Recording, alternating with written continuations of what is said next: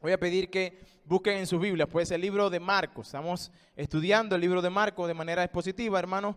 Es una bendición. Ya estamos en el capítulo 11 del libro de Marcos. Capítulo 11 del libro de Marcos. Estamos en la semana de la pasión de Cristo. Libro de Marcos, capítulo 11. Vamos a estar en el versículo 12 hasta el versículo 19. El título es La maldición de la higuera. La maldición de la higuera. Hermanos queridos, este episodio que relata el Evangelio de Marcos, pero también los demás evangelios relatan este episodio, es uno de los episodios más difíciles que se pueda abordar en la Escritura, en el libro de Marcos, porque si usted lee de manera rápida, de manera apresurada, este texto, ve que Cristo maldice a la higuera. De la manera que la maldice, es como que si Cristo reaccionara de una manera inapropiada contra un árbol de higuera que no está dando fruto porque no es su tiempo de dar fruto. Y pareciera que Cristo reacciona de manera pecaminosa, temperamental. Esa mata no tenía higos y Cristo reacciona para maldecir a la higuera. Y cuando estaba leyendo, estoy estudiando, hermanos, quiero serles sincero, realmente me rasqué mucho la cabeza, porque de verdad es que pareciera decir que Cristo tiene un arranque de ira porque tenía hambre y este árbol no tenía fruto. Pero pudiéramos decir, según lo que dice el pasaje, bueno, pero es que no era tiempo de fruto, Señor. Yo no puedo pensar en un Cristo que acaba de sanar y tener compasión de Bartimeo, un ciego, pero ahora ve un árbol que no puede dar fruto y lo maldice. Bueno, pareciera que Cristo reaccionara de una manera impulsiva, pecaminosa. La maldición de la higuera, inclusive en los evangelios, es el único milagro destructivo. Si usted se pone a pensar en todos los milagros que Cristo hizo, ninguno fue para destrucción, todos para edificación. Pero este milagro en particular es el único que narra los evangelios como un milagro destructivo. Incluso los ateos toman esta sección de las Escrituras para arremeter contra Jesucristo, contra nuestro Señor, y señalarle de pecador. Y es interesante que la Biblia nos exhorta y nos llama a que Cristo es sin pecado. Así que cuando estaba leyendo este texto, pues ciertamente en mí había este pasaje en la cabeza. Él es sin pecado, pero a simple vista pareciera que este evento fuese un arranque de ira pecaminoso de Jesús. Pero la pregunta entonces que me hacía es, ¿cómo debemos ver la reacción de Jesús en este pasaje? ¿Por qué maldice Jesús a esta higuera? Como dije hace un momento, la Biblia nos establece que Cristo es sin pecado. Así que probablemente yo estaba viendo, y como muchos otros, podemos estar viendo en el pasaje algo que no es un ataque de ira pecaminosa de parte de Jesús. Entonces, ¿qué es? Bueno, en el estudio que estuve a través de este pasaje, estuve citando varias personas, estuve buscando a varias personas, dentro de ellos a Spurgeon, un predicador del tiempo pasado, quien tomó este extracto de la Escritura para predicar, y me llamó mucho la atención que no solamente él, sino muchos otros y muchos comentaristas están de acuerdo de que en este episodio, aunque parece controversial, mejor dicho, realmente no hay nada de controvertido, que es realmente el carácter de Cristo manifestado en esta Escritura, pero al mismo tiempo hay algo que nosotros no estamos viendo, hay algo mucho más profundo que una reacción de Jesús y que nosotros estamos pasando por alto.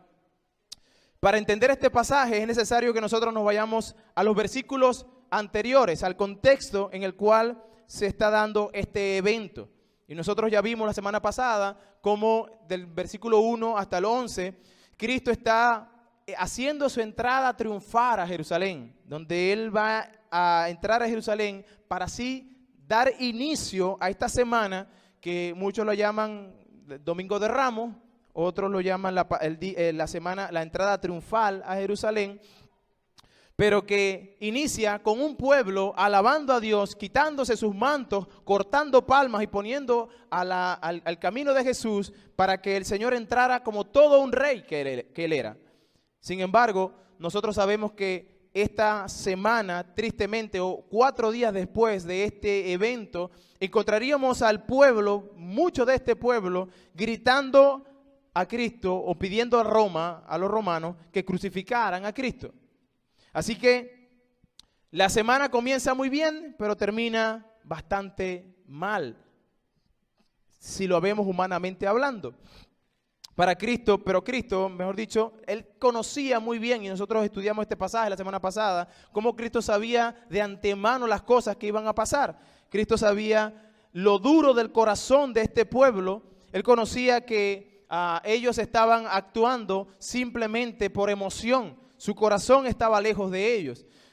Incluso el evangelista Lucas nos dice que en algún momento él se paró a observar el templo ese día y lloró sobre Jerusalén. Y lloró con gemidos, dice la Biblia. ¿Por qué? Porque Jerusalén, ese pueblo, tenía un corazón religioso, vacío. Un corazón que no estaba dispuesto para recibir al Rey de Reyes. Él lloraba por la incredulidad de este pueblo, pero también por aquellas cosas que iban a acontecerle a el pueblo de Israel. Si ustedes recuerdan en Lucas, nos dice que Lucas nos narra que Cristo dice que para ellos vendrían un momento, se había profetizado un tiempo, por haber rechazado al Mesías, ellos enfrentarían pues la ira de Dios y que luego la ruina sobre Jerusalén.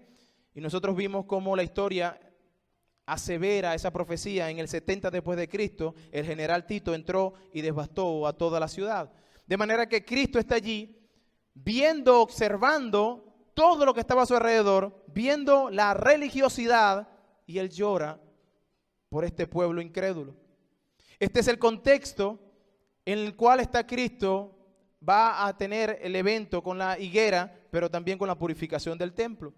Es en este día, se termina, Jesús se va a Betania, y entonces Lucas capítulo 11, versículo 12 en adelante, nos va a decir qué es, qué fue lo que pasó de ahí en adelante. Lea conmigo, por favor, en Marcos capítulo 11, versículos del 11 al 14.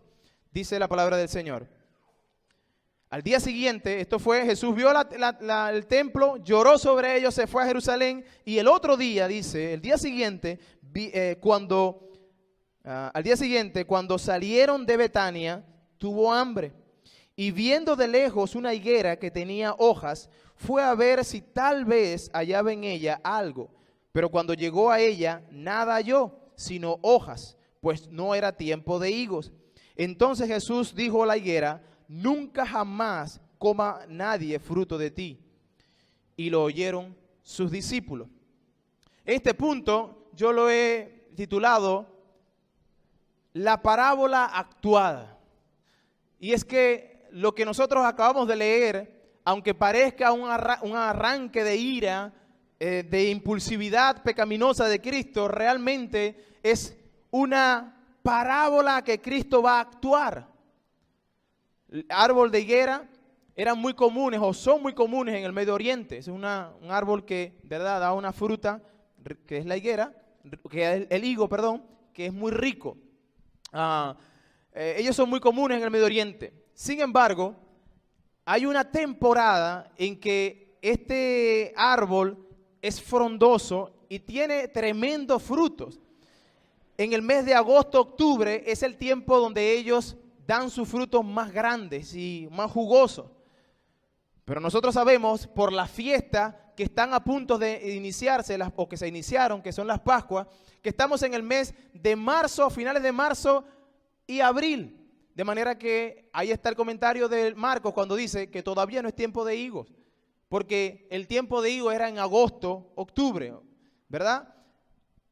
Sin embargo, algunos piensan que este árbol de higuera era de un tipo en el cual a finales del mes de marzo, inicio de la primavera, comienzan a brotar unas brevas, como unos pequeños frutos que eran comestibles, que no eran tan grandes como el higo como tal, pero sí eran comestibles, y que cuando llegaba el tiempo a finales de marzo, principios de abril, la mata de higuera tenía un montón de botones de estas brevas.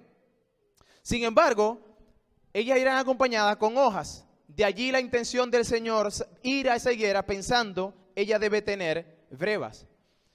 Sin embargo, lo que Él consigue es una higuera que no tiene ningún fruto. Los agricultores dicen que cuando un árbol de higuera de este tipo estaba lleno de hojas y no tenía brevas, eso indicaba que ese árbol nunca iba a dar higos, porque las brevas son ese pequeño fruto que como es el anticipo de esa fruta mayor o más grande, jugosa, que se va a dar en agosto. Y cuando estaba leyendo en ciertos pasajes, la Biblia nos establece en Oseas capítulo 9, versículo 10, que el Señor dice inclusive que el árbol de higuera, habían unas frutillas que salían tempranas. Y ese tiempo tempranas habla de precisamente a principios de abril, debían salir esas brevas. Así que este árbol que Cristo va a buscar unas brevas y no consigue nada, Él va a utilizarlo como una ilustración, como una parábola actuada. Las parábolas normalmente eran historias que Él contaba que comparaban un evento. Sin embargo, aquí Él va a actuar una parábola. Cristo va a aprovechar entonces este tiempo para enseñarle a los apóstoles, pero a todos nosotros, la condición que tenía el pueblo de Israel. ¿Cuál era la condición del pueblo de Israel? Bueno, el pueblo de Israel, como este árbol, prometía mucho, pero en realidad no tenía frutos. El pueblo de Israel aparentaba algo por fuera, pero realmente era engañoso. Visualmente usted podía ver las ceremonias que hacían. Todos traían sus corderos, era el tiempo de las Pascuas. Traían sus corderos para ser sacrificados y así expiar el pecado de este pueblo. Sin embargo, era una religión vacía. Si otros pueblos podían ver, wow, esta gente sí ama a Dios. En realidad, la hipocresía y la religiosidad hacían un follaje hermoso, pero su corazón estaba totalmente sin fruto. Es de allí que Cristo toma esta higuera para representar el juicio que vendría sobre Israel. Ahora, el pueblo judío entendía muy bien que en el Antiguo Testamento Dios compara a la higuera con Israel. Inclusive, para el judío pensar en una higuera con frutos era sinónimo de la bendición de Dios. El que vieran una higuera que no tenía fruto también era consecuencia de la maldición de Dios. Esto es lo que entendía el pueblo judío de la época. Incluso el mismo Cristo usa una parábola, ahora sí en Lucas, para hablar del juicio que vendría sobre este pueblo. Si ustedes leen conmigo Lucas capítulo 13, versículos del 6 al 9, dice, dijo también esta parábola. Tenía un hombre una higuera plantada en su viña y vino a buscar fruto en ellas y no los halló. ¿Ven la similitud? Cristo viene también y no haya ningún fruto. Dice el versículo 7, y dijo al viñador, he aquí hace 3 años que vengo a buscar fruto a esta higuera y no los hallo. 3 años. ¿Cuánto tiempo tuvo Cristo en el ministerio terrenal? 3 años. Dice, ¿para qué utilizar también la tierra? Entonces respondiendo le dijo, Señor, déjala todavía 1 año hasta que yo cabe alrededor de ella y al borde. Y si diere fruto, bien, y si no, la cortarás después. Cristo está haciendo alusión a esta parábola que tiene mucha similitud con lo que Él acaba de actuar con esta parábola. 3 años tiene Jesús en el ministerio, tratando de abonar la tierra del pueblo de Israel, haciendo milagros, maravillas entre ellos, pero el pueblo aún estaba sin fruto. Lucas 13, 6 al 9. En otras palabras, en esta parábola, el Señor le estaba diciendo, el tiempo de cortar la higuera ya ha llegado. Ya se ha abonado lo suficiente, pero el tiempo de cortar la higuera ya ha llegado. Incluso el versículo en Marcos 11, versículo 20, dice que los discípulos al otro día, al ver la higuera, vinieron a la higuera y vieron que estaba seca, dice, desde la raíz. En eso estaba la ejecución. Cristo maldijo y al día siguiente esa maldición pues fue hecha una realidad. Se secó desde la raíz. Hermanos, el tiempo de gracia, el tiempo de abonar la tierra para Israel en ese momento se acabó. Cristo estaba allí como Señor y Dios, como el que quitaba el pecado del mundo, pero ellos no vieron a Cristo como el Mesías, vieron a Cristo como un político, aquel que vendría a quitarles de en medio a los romanos. Y yo puedo aplicar eso al día de hoy. Y es que el Señor hoy está sembrando semilla en corazones, en tierras fértiles, en que en algún momento Él demandará de esa tierra sus frutos. Hermanos, nosotros hemos estado en este púlpito predicando la palabra de Dios. Y el problema de la semilla, de nosotros no está en la semilla. La semilla, que es la palabra de Dios, que haya sido sembrada en nuestros corazones, está bien. El problema es el corazón del hombre. Y esto lo vimos cuando hablamos de la parábola de el sembrador. Cómo el terreno era el que debía estar bien cimentado, pero sin embargo habían corazones o terrenos bien duros. En esta oportunidad, Cristo está sembrando la palabra, pero el corazón de este pueblo era tan duro que ya no había más que abonar. Ya era el tiempo de poner el hacha a la raíz para cortar, tomando el ejemplo de Juan. ¿Recuerdan Juan capítulo 3? Juan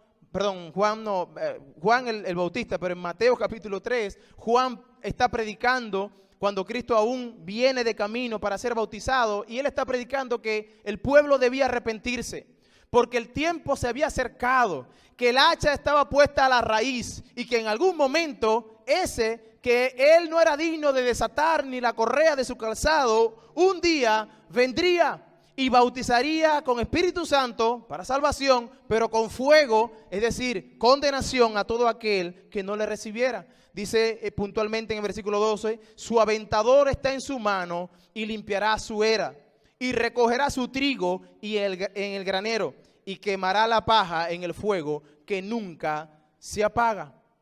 Hermanos, nosotros podemos pensar que somos árboles, buenos árboles, pero el Señor demandará de nosotros el fruto de ese buen árbol. Usted no puede aparentar y decir, yo soy un buen árbol, pero no tiene fruto. Eso es imposible. Si usted es una persona que ha nacido de nuevo, usted debe sí o sí dar frutos, sí o sí. ¿Y saben por qué? Porque quien sembró, la semilla es perfecta, y quien sembró es el Señor. Y el Señor hace como Él quiere en la vida de cada uno, de tal manera que tú no vas a tener opción de otra cosa, sino dar fruto. En otras palabras, si tú eres un hijo de Dios, un nacido de Él, tú debes dar fruto, porque esta es la evidencia de que tú eres lo que dices ser, un hijo de Dios. Pero si tú estás aquí y dices, yo soy un árbol, pero yo no doy fruto, pues, ¿cómo te conozco? ¿Cómo sé si tú eres un árbol bueno? Bueno, Mateo nos dice que es por los frutos que lo debes conocer. Mateo 7, versículos 19 y 20 dice, todo árbol que no da buen fruto es cortado y echado en el fuego. No dice un tipo de árbol, todo árbol. Eso significa que no solamente el judío, sino que tú y yo, que somos árboles para el Señor, debemos dar fruto. Dice, todo árbol que no da buen fruto es cortado y echado en el fuego. Así que, versículo 20, por su fruto los conoceréis. Por su fruto lo conoceréis. Hermanos, es peligroso pensar que soy un árbol, pero que todavía no estoy dando fruto. No, es que yo necesito crecer mucho más. Es peligroso pensar ser algo cuando no lo es. Inclusive participar de las actividades de la iglesia pensando, pues, aquí estoy. Yo soy el que toco la guitarra, yo soy el que canto, yo soy el que voy a evangelizar, yo soy el que en el nombre del Señor hago muchas cosas. Pero Cristo dice en Mateo capítulo 7, versículo 22, que en aquel tiempo le van a decir, Señor, Señor, en tu nombre hicimos milagros, en tu nombre hicimos. Sí, pero ese no era el fruto que yo esperaba. Yo esperaba un fruto digno de arrepentimiento. Y es que el activismo, el estar activos en un ministerio no te dice que tú te estás dando fruto. ¿De qué frutos está hablando el Señor? Bueno, frutos dignos de arrepentimiento. Frutos que realmente hablen de que tú eres un hijo de Dios. Cualquier persona con algún talento o habilidad para la música puede pararse y cantar. Cualquier persona con un talento o una habilidad para dibujar, para cortar, puede hacer algo para decorar. Pero solo los hijos de Dios pueden mostrar el fruto del Espíritu Santo. Solo los hijos de Dios tienen paz, tienen amor, muestran amor, benignidad, tienen templanza, tienen mansedumbre. Solo los hijos de Dios pueden manifestar el fruto del Espíritu Santo. Este pueblo estaba aquí diciendo y pensando que eran algo, pero Dios le dice, ustedes están vacíos. Es un follaje hermoso que por fuera parece realmente que están bien, pero por dentro no tienen fruto. Es peligroso, hermanos queridos, estar en la iglesia, alabar al Señor, levantar las manos y alabar al Señor, cuando realmente nuestro corazón está en otro lugar. Es peligroso hacer eso. El Señor ve a esta higuera y va a tomarla como un ejemplo, pero el texto no termina allí, sino que el Señor camina, sigue su camino en la trayectoria al templo. Recuerden, Él iba al templo, Él iba a Jerusalén a participar de esta fiesta, pero se retiraba cada vez que pasaba un día, se iba a que sus amigos en Betania. Y estando de camino se consigue este árbol, pero ahora llega al templo y es el segundo punto que tengo, la purificación del templo. Versículo 15. Dice, vinieron pues a Jerusalén y entrando Jesús en el templo, comenzó a echar fuera a los que vendían y compraban en el templo. Y volcó las mesas de los cambistas y las sillas de los que vendían palomas.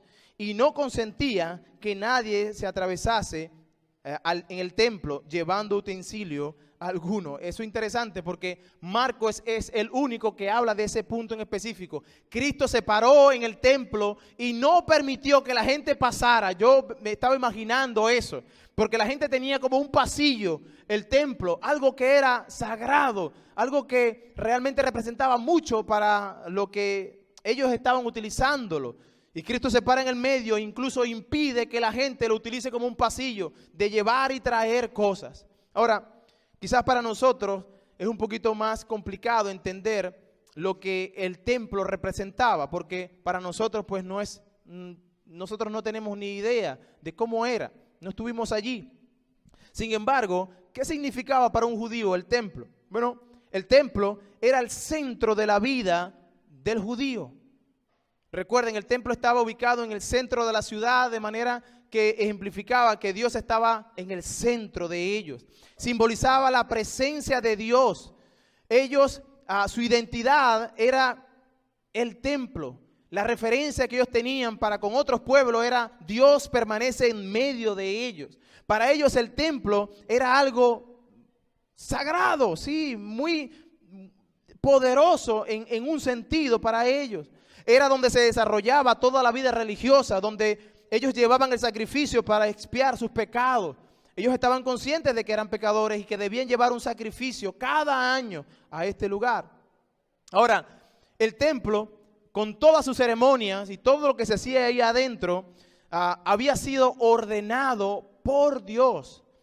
Dios había establecido o le había enseñado a Moisés cómo debía hacerse este templo, con medidas exactas, con colores y con inclusive madera de un tipo, oro, plata y bronce. inclusive cómo se debían hacer los amarres, cómo debían amarrarlo, cuántas estacas debían haber, qué se debía hacer y qué no se debía hacer. Era algo que Dios le dijo a Moisés: ten cuidado en hacer todo conforme te he dicho. Así que el pueblo vino e hizo este templo que realmente representaría en el futuro al mismo Mesías. Así que el pueblo lo tenía como eso que Dios había mandado. Sin embargo, este tabernáculo estaba compuesto por, vamos a decir, un atrio externo, que era el atrio donde los gentiles podían pasar. Había un atrio interno, que era donde solo judíos podían pasar. Y luego tenemos el lugar santo y el lugar santísimo. En el lugar santo era donde el pueblo, los levitas podían entrar a servir el pan, a mantener el incienso prendido, el candelabro, tenerle aceite para que la luz nunca se apagara. Ese era el lugar donde ellos servían, pero estaba ahora un lugar que se llama el lugar santísimo, donde estaba el arca del pacto y la presencia de Dios se manifestaba de manera visible. Así que, ¿qué estaba pasando? ¿Qué fue lo que vio Cristo cuando llegó al templo? Bueno, usted se puede imaginar a Cristo con esto en mente. Esto es lo que Dios mandó hacer para que el pueblo se acercara a Dios. Incluso, no solamente el judío, sino el gentil. Porque este atrio, que era para los gentiles, era para el gentil que se hacía prosélito, que se hacía judío. Y llegaba a este lugar y podía acercarse a Dios.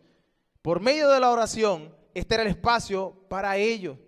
Ahora, el sumo sacerdote, quien era el que administraba este lugar, tuvo la brillante idea y la decisión de decir: ¿sabe qué? Este lugar, este atrio de los gentiles, ellos son unos pecadores. Ellos no son parte del pueblo de Dios, así que vamos a tomar este lugar para poner tiendas. Y hizo como una tienda de buhoneros. Imagínense una tienda de buhoneros, tienditas por todas partes, donde habían personas que traían animales, que los traían allí para venderlos, animales que se compraban para el sacrificio. Estos puesticos, la mayoría de estos puestos eran del sumo sacerdote Anás, y de los principales sacerdotes del tiempo, eran los dueños de estos principales kiosquitos. Ahora, ¿qué me llama la atención? Cuando el pueblo venía de afuera, él traía su animal tal cual las especificaciones de Levítico decían. Tenía que ser de 1 año, no tenía que tener defecto, sin manchas, etcétera, etcétera. El problema era que cuando tú llegabas al templo, el sacerdote debía examinar tu animal. Y si el animal no pasaba, ¿verdad?, las leyes, entonces tú debías deshacerte de ese animal y buscar otro. ¿Qué hicieron los líderes religiosos? Ellos se sentaron en el atrio, hicieron estas tienditas, procuraron que tuvieran animales perfectos como debía ser, y cuando llegaba una persona de afuera con un animal, nunca pasaban el estándar.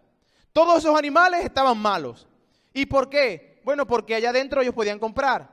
Y resulta que un animal adentro en el atrio de los gentiles costaba 15 veces de lo que costaba allá afuera.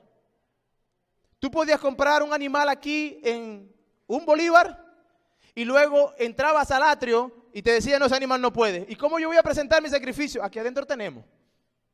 ¿Y cuánto cuesta? 15 bolívares. ¡Wow!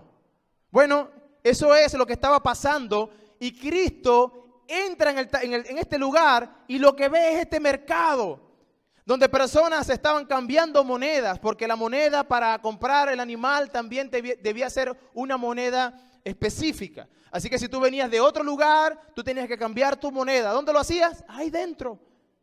Y lo hacían con un mercado cambista, ¿verdad? Como nada parecido a la realidad. Vamos a estar hablando de otra cosa. Pero realmente era llegar y tú dar $1 bolívar una vez más para recibir 0,0000 la moneda de ellos, para luego comprar el animal. Así que al final de cuentas, tú venías con un corazón dado a Dios y salías robado. Cristo llega aquí y se consigue con todos estos puestos metidos en este lugar de los gentiles. donde había gente vendiendo y gritando uno con otro, venga que este animal es el mejor que aquel. Aquí cambiamos las monedas, venga por acá. Donde era un lugar donde debía haber un lugar donde la gente se concentraba a orar, donde el gentil podía llegar y encontrar una comunión con Dios, lo que encontraba era un alboroto. Recuerden, esto no era una fiesta donde venían 3 o 4 personas. Estamos hablando de que multitud, hablamos la semana pasada, que venía con Jesús. Una gran multitud, que no solamente venía de afuera, sino de los que moraban ahí dentro. Incluso hay algunos historiadores como a Josefo, que dice que en una temporada hubo un tiempo donde se recopiló o se hizo la estadística de que se vendieron 250,000 corderos. Eso significa que si se vendieron 250,000 corderos, ¿cuántas personas debían haber estado allí? Porque no era un cordero por persona, era un cordero quizás por familia. Y hay familias que eran más grandes, algunas menos numerosas, pero eso nos habla de que probablemente habían un aproximado de 2 millones de personas en ese lugar. No es sencillo. Y Cristo llega a este lugar y consigue el alboroto, el mercado en un lugar que era sagrado, en un lugar donde debería buscarse la presencia de Dios, consigue pues estafadores vendiendo. Y dice, esto creo que fue la causa de que Cristo se enojara, se airara contra estas personas. Versículo 17 dice, y les enseñaba diciendo, ¿no está escrito? Mi casa será llamada casa de oración para todas las naciones, mas vosotros la habéis hecho cueva de ladrones. Saben, Cristo no estaba inventándose aquí una frase. Cristo no estaba hablando aquí de cosas que él podía decir por su propia boca. No, Cristo estaba citando el Antiguo Testamento, 2 pasajes en específico. Cristo estaba aquí diciéndoles, ¿qué les pasa a ustedes?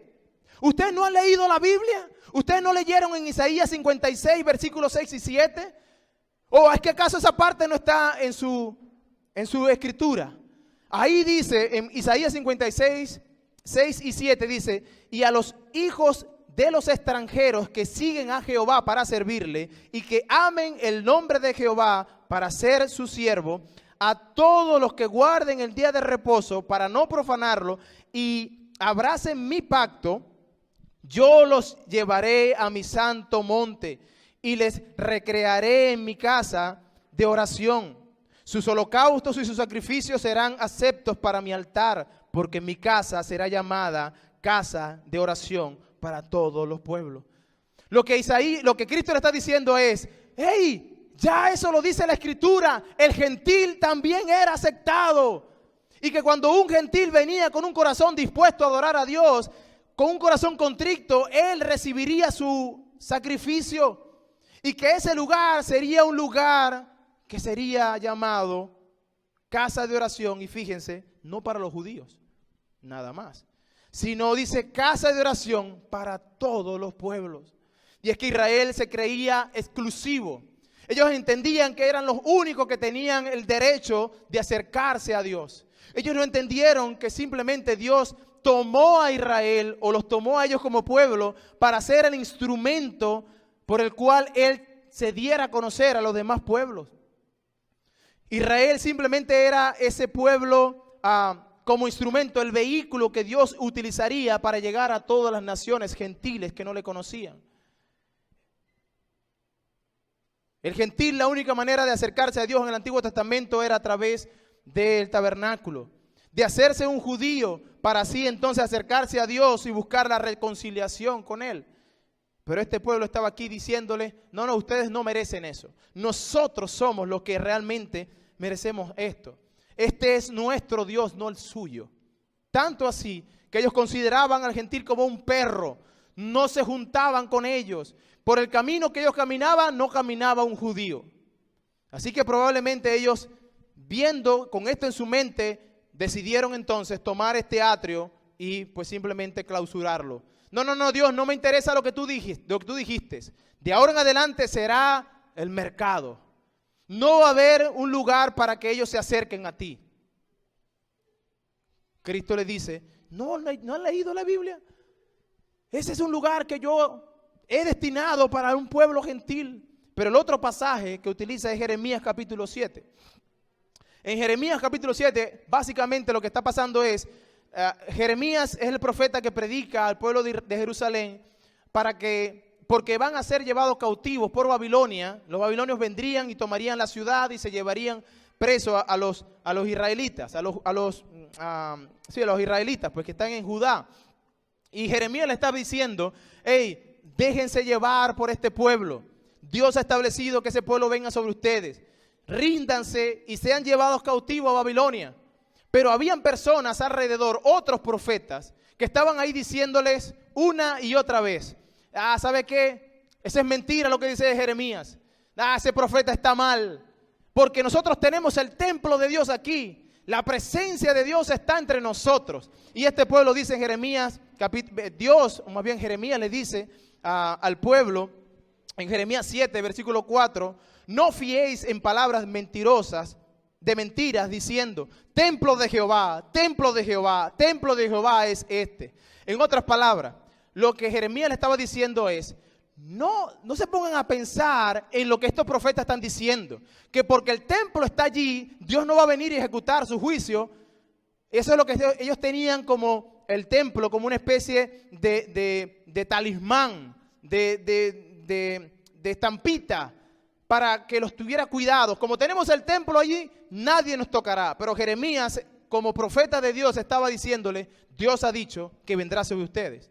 Así que arrepiéntanse y hagan como Dios dice. Pero este pueblo estaba allí pensando en el templo como ese lugar de resguardo. Tenemos el templo, no nos van a hacer nada. Versículo 8 dice que Jeremías le está diciendo, ustedes dicen templo de Jehová, templo de Jehová, templo de Jehová es este. He aquí vosotros confiáis en palabras mentirosas que no aprovechan, hurtando, matando, adulterando, jurando en falso e incensando a Baal y andando tras dioses extranjeros que no conocisteis.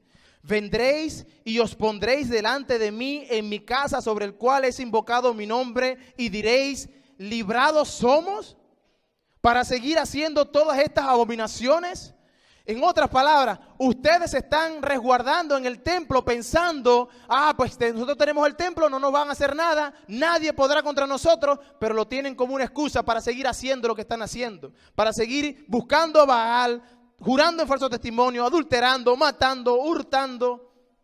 Y termina Jeremías diciéndole, es cueva de ladrones delante de vuestros ojos esta casa a la cual es invocado mi nombre. Cristo le está diciendo, ustedes están usando la casa de Dios como una cueva de ladrones. Ahora, los ladrones, como en nuestro tiempo, pero en el tiempo antiguo, una vez que ellos cometían su fechoría, en el desierto, habían cuevas, donde estos ladrones se ocultaban para ser librados del juicio. Si yo robaba a alguien y me atrapaban, pues yo tenía que pagar. Sin embargo, ellos robaban y se iban a ocultar en estos lugares. Y lo que Jeremías está diciendo es, ustedes están haciendo como los ladrones. Ustedes están matando, hurtando y haciendo todas las cosas que no deben hacer y se meten en el templo como una cueva, como los ladrones utilizan las cuevas para ocultarse del juicio de Dios. Jeremías le dice, así no va a ser. El juicio de Dios vendrá cuando ustedes menos lo esperen. Como cueva de ladrones estaba usando este pueblo el templo. Una cueva donde se amparaban y utilizaban como talismán, como una estampita contra aquello que le temían, el juicio de Dios. Ustedes, dice Cristo, usan el templo y su religiosidad vacía como una cueva de ladrones. Y aquí una vez más vemos la enseñanza de la higuera.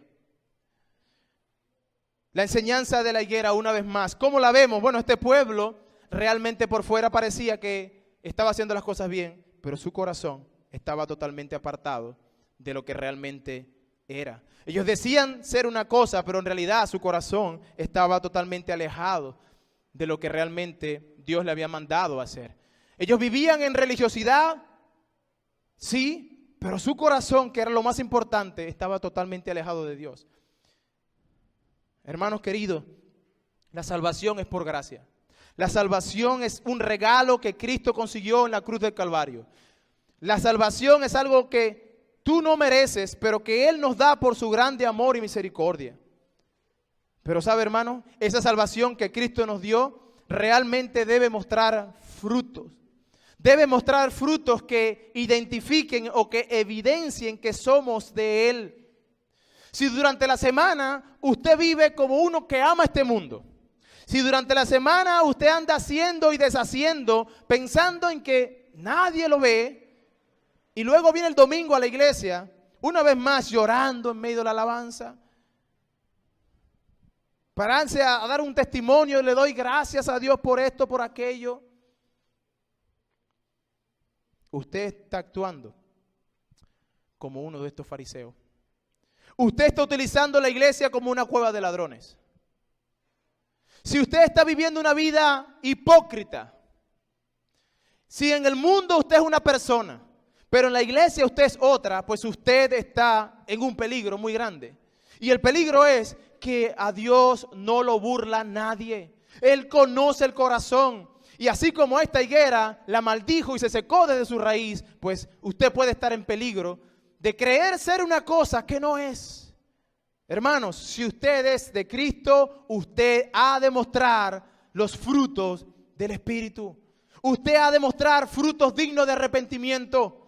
Cristo dijo en Mateo 15, 7 y 8 a los fariseos, hipócritas, le dice, hipócritas, bien profetizó de vosotros Isaías cuando dijo, este pueblo de labios me honra, pero su corazón está lejos de mí.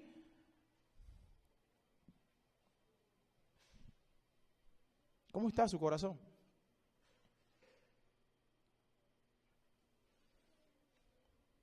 ¿Está lleno de hojas su vida? ¿Se ve frondoso? ¿Se ve hermoso? Bueno, a los ojos de otros puede verse así, pero ¿cómo está su interior? ¿Hay frutos? Es tiempo de examinarnos, hermano. Porque, una vez más, no me canso de repetir este pasaje porque sí entiendo, yo lo entiendo así, que es uno de los pasajes más terroríficos que una persona pueda contemplar. Y es Mateo capítulo 7, versículo 22, cuando en aquel tiempo estemos de frente de Dios y que Dios haga la separación de unos, de los que son y de los que no son. Y que puedan decir algunos, Señor, en tu nombre, Señor y Señor y Señor, pero que al final de cuentas Dios les diga, no te conozco. Eso será la oración más fea que usted pueda escuchar. Porque ya no va a haber más escapatoria. Y todo fue porque no examinaste tu vida. Porque tú aparentabas una religión, pero tu corazón estaba lejos de Él. La Biblia dice que no somos buenos, que ninguno de nosotros somos buenos. La Biblia dice en Romanos capítulo 3 que no hay justo ni aún uno. No hay quien entienda, no hay quien busque a Dios. Que nosotros lo que hacemos es pecar y provocar a ira a Dios. Y Él es santo. Él es el único Él es el único digno de recibir honra, gloria, poder y majestad. Pero tú y yo, lo único que merecemos es el infierno. Sin embargo, Dios, que es rico en misericordia, por su grande amor con que nos amó, dice Efesios, envió a su Hijo Jesucristo. Estando nosotros muertos en pecados, vino Cristo a morir por nosotros. Él es nuestro Señor y Salvador. A menos que tú creas esto, tú no eres cristiano. A menos que tú no creas esto de verdad, tú no eres cristiano. Hermanos, examinémonos. Amigo que está aquí en la mañana, ya es hora de que usted pueda ver las cosas reales. Porque el tiempo, usted no lo tiene en su mano, el tiempo lo tiene Dios en su mano. Es necesario examinarnos. ¿Vivimos una vida de arrepentimiento? No es si yo me arrepentí, sino si sigo arrepintiéndome de las cosas que hago. Hay una lucha, usted puede identificar en usted una lucha contra el pecado. Tú amas a tus hermanos. Y cuando digo que lo amas es que estás dispuesto a dar tu vida por tu hermano. ¿Quieres estar donde está tu hermano? ¿Quieres adorar cuando tu hermano está adorando en comunión? ¿Estás santificándote? ¿Buscas hacer la voluntad de Dios? ¿Pasas tiempo escuchando la palabra de Dios para guardarla?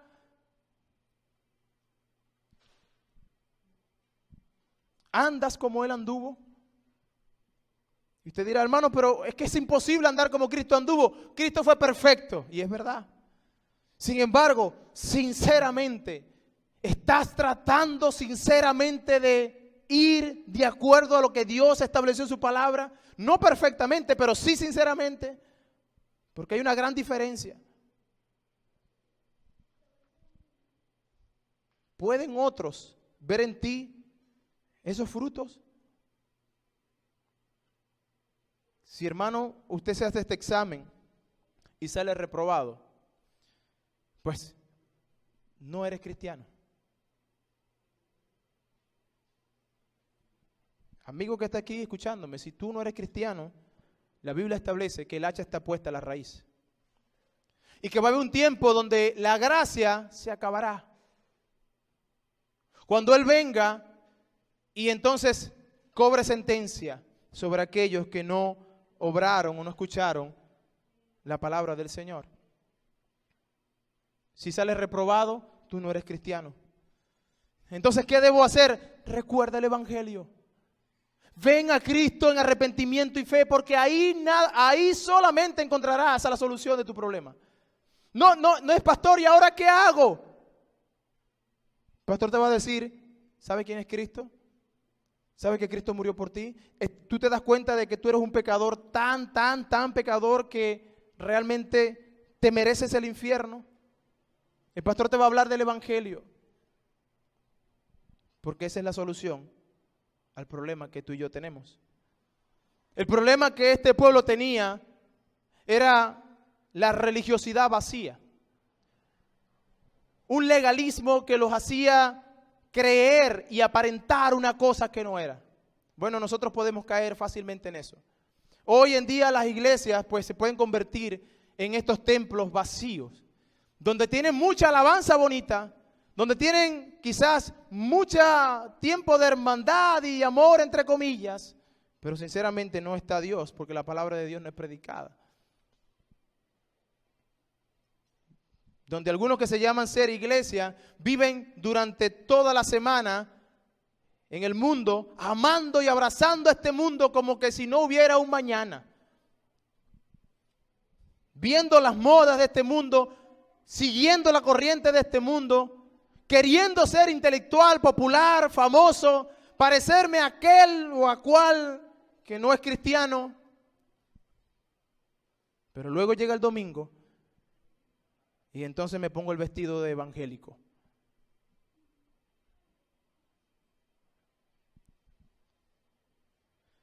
Están convirtiendo a la iglesia en una cueva de ladrones.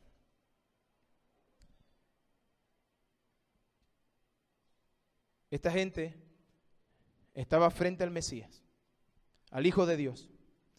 Había obrado milagros impresionantes. Muchas de las personas que estaban allí, dice Lucas, que vinieron a ver no solamente a Jesús, sino vinieron a ver a Lázaro. ¿Recuerdan? Cristo había resucitado a Lázaro, no había hecho un poquito antes de que pasara este acontecimiento. Y la gente vio a Lázaro salir de la tumba. Y todos estaban conscientes, 4 días de muerto, ya murió. Y Lucas nos dice que muchos estaban allí para ver a Lázaro. Para tocar a Lázaro, si está vivo. Evidencias no les faltó. Usted puede estar aquí diciendo, es que yo necesito evidencias. Bueno, más evidencia no se le mostrará que lo que la Biblia establece como el Evangelio, Cristo. No hay más. Cristo es la revelación final. Y Él viene a mostrarnos una vez más que a menos de que tú te encamines en Él, nunca podrás llegar al Dios, al cielo, a su presencia.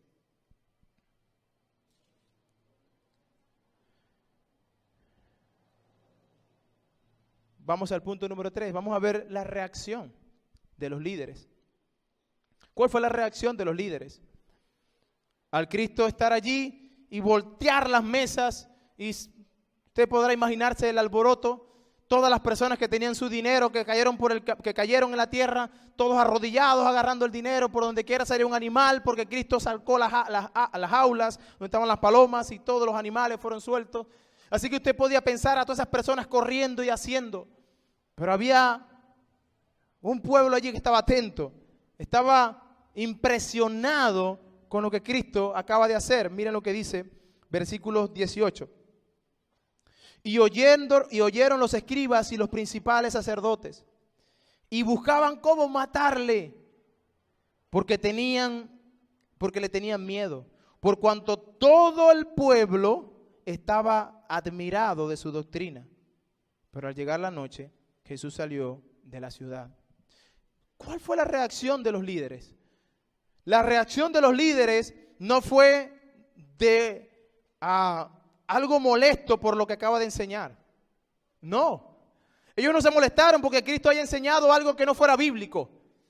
No, ellos estaban conscientes. Cristo les recordó el Antiguo Testamento. Así que ellos no estaban molestos porque Cristo enseñó o hizo una exégesis mala de lo que acaba de decir, de lo que dice la palabra. No, ellos no estaban molestos por esto. Los doctores de la ley, que deberían humillarse cuando realmente fueron descubiertos, su reacción fue todo lo contrario. Tenemos que matarlo, porque estamos perdiendo popularidad.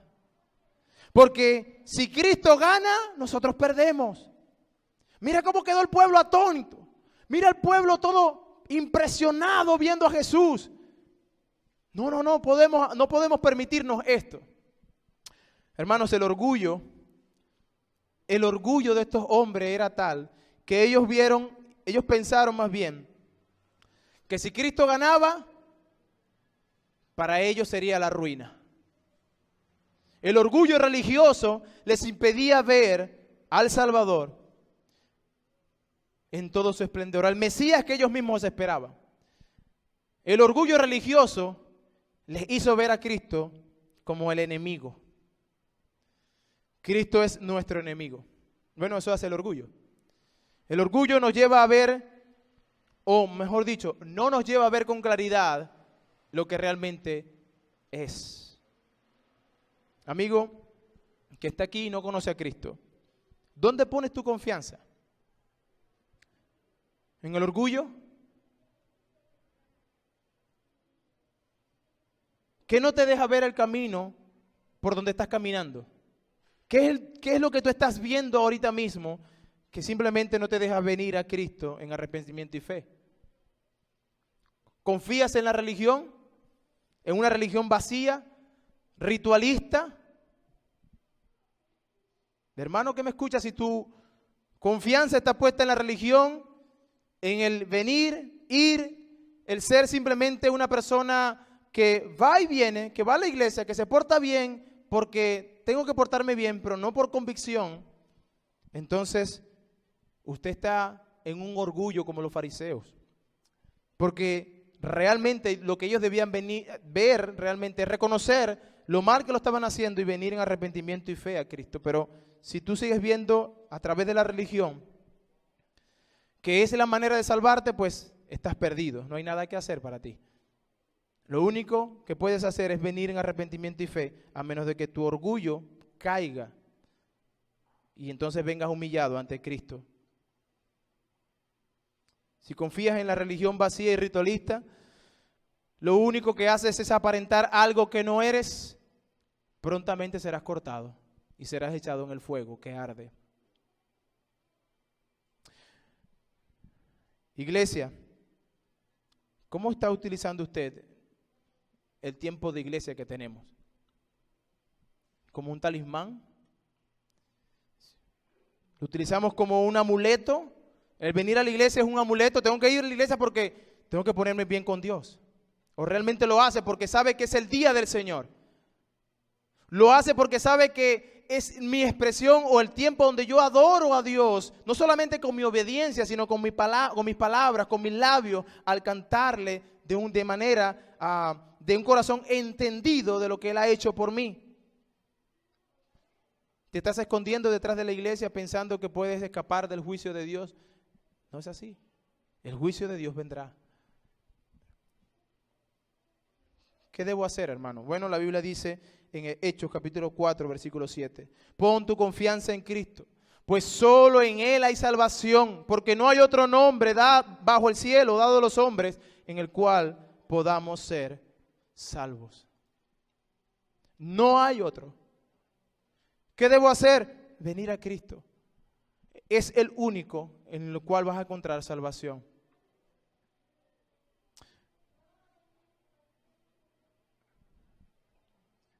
El texto termina diciendo que Jesús pasó el día y luego se fue. Yo espero que usted en esta mañana no se vaya de aquí sin examinar su vida, su corazón, sin reflexionar sobre lo que es, lo que está haciendo. Porque es peligroso el vivir una vida religiosa, vacía. Y es peligroso porque al final de cuentas te vas a enfrentar al Dios que todo lo ve, que todo lo escudriña, y darás cuenta. Y es triste, será muy triste irse al infierno a la luz de la predicación bíblica.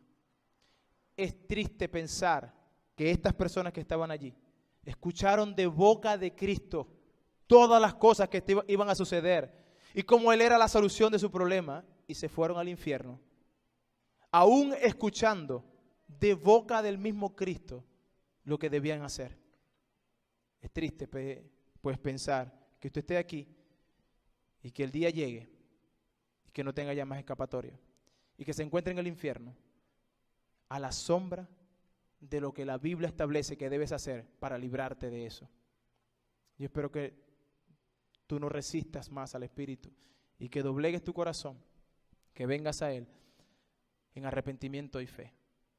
Porque de lo contrario, pronto, la raíz o el hacha está puesta allí, será cortado y será grande tu ruina.